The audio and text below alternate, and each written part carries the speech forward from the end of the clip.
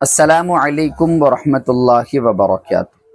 قربانی کے وہ مسائل جو عام طور پر لوگوں کو پتہ نہیں ہوتے اور پتہ نہیں ہونے کی وجہ سے ان کی قربانی رائگاں چلی جاتی ہے، یعنی قبول نہیں ہوتی۔ کیونکہ گڑبڑی اتنی بڑی ہوئی ہے جس کی وجہ سے قربانی نہیں ہو پاتی۔ عام طور پر جب قربانی کیا جاتا ہے تو قربانی کے اندر ہمیں جانوروں کے عیوب تو نظر آتے ہیں، کان کٹا ہوا ہے، دانت ٹوٹے ہوئے ہے، آنکھ پھٹی ہوئی ہے، لنگڑا جانور ہے۔ اس طرح کے جانور کی قربانی تو ممکن نہیں، یعنی ہوگی ہی نہیں، قبول ہی نہیں ہوگی۔ لیکن جو بڑے جانور کے اندر لوگ ساتھ ساتھ حصے رکھتے ہیں، ان میں اگر کوئی کمی پیشی آتی ہے تو ان کی بھی قربانی نہیں ہوگی۔ اب وہ کیا چیزیں ہیں؟ مان لو ایک بڑے جانور کے اندر 7 حصے بنتے ہیں، جو کہ حدیث پاک میں بھی ہے۔ حضرت علی رضی اللہ عنہ نے بھی ارشاد فرمایا ہے، مستدرک للحاکم کی حدیثوں کے اندر آپ کو مل جائے گا۔ 7 حصے ہیں بڑے جانور کے اندر، ان میں سے ایک بندہ عقیقے کی نیت کرتا ہے اور باقی 6 قربانی کی نیت کرتے ہیں، تو کیا اب یہ قربانی ہو جائے گی؟ جی ہاں، 6 لوگوں کی قربانی ہو جائے گی، ایک کا عقیقہ بھی ہو جائے گا۔ اسی چیز سے فائدہ اٹھانا چاہیے عوام کو کہ بڑے جانور کے اندر عقیقہ ہو سکتا ہے۔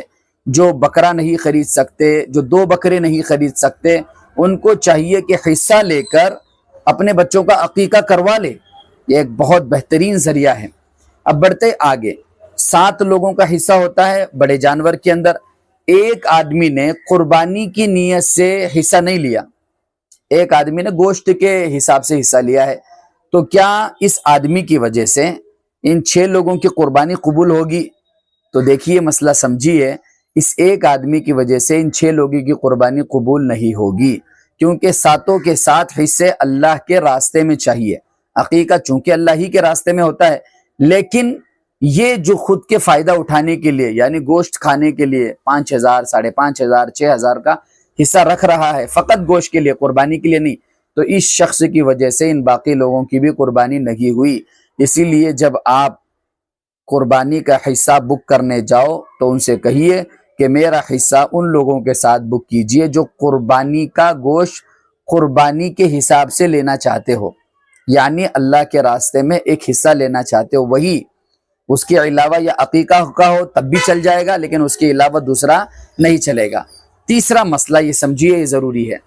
اب 7 لوگ ہیں بڑے جانور کے اندر، ان میں سے ایک شخص ایسا ہے جس کی پوری کمائی حرام کی ہے یا پھر زیادہ تر کمائی حرام کی ہے، تو کیا اس شخص کی وجہ سے ان 6 لوگوں کی قربانی قبول ہوگی؟ جبکہ اس نے 6 آدمی نے 7ویں آدمی نے بھی قربانی ہی کا گوشت لیا ہے، لیکن ہمیں پتا ہے کہ یہ شخص جسے میں جانتا بھی ہوں، مجھے معلوم بھی ہے، میں نے کانوں سے سنا بھی ہے، آنکھوں سے دیکھا بھی ہے، فقط الزام نہیں، مجھے